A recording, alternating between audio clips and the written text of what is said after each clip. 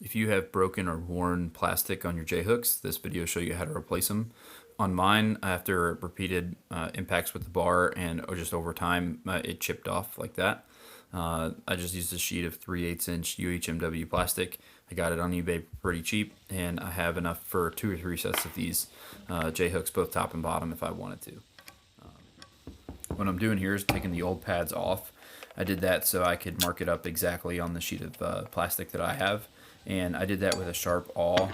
It was enough to make a line in the plastic where I could cut it with my table saw. If you got your blank cut, just line it up with a drill bit that just barely fits in the hole, like that. Line up pieces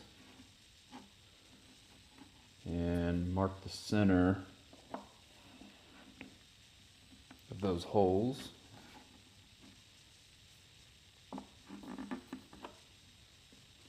Like so. I'll leave indentations back where the centers of the hole should be. Or if that doesn't work, you just take your piece of UHMW here, and then you come behind the screw holes with the drill bit that just barely fits inside of those, and then you'll get the right height there as well. The size of the hole you need will depend on the size of the hardware you have, so it'll vary by manufacturer. Just make sure it's the right size.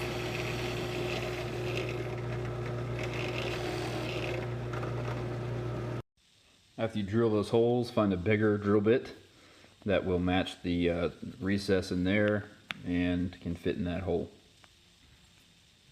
Alright, so once you get that chucked up, get yourself a clamp to the table if you can, counterbore this hole. What we're going to do here is just round off the corners.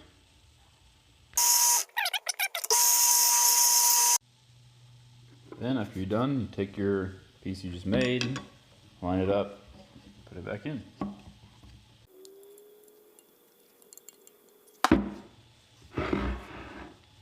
There you go, 2 new ones.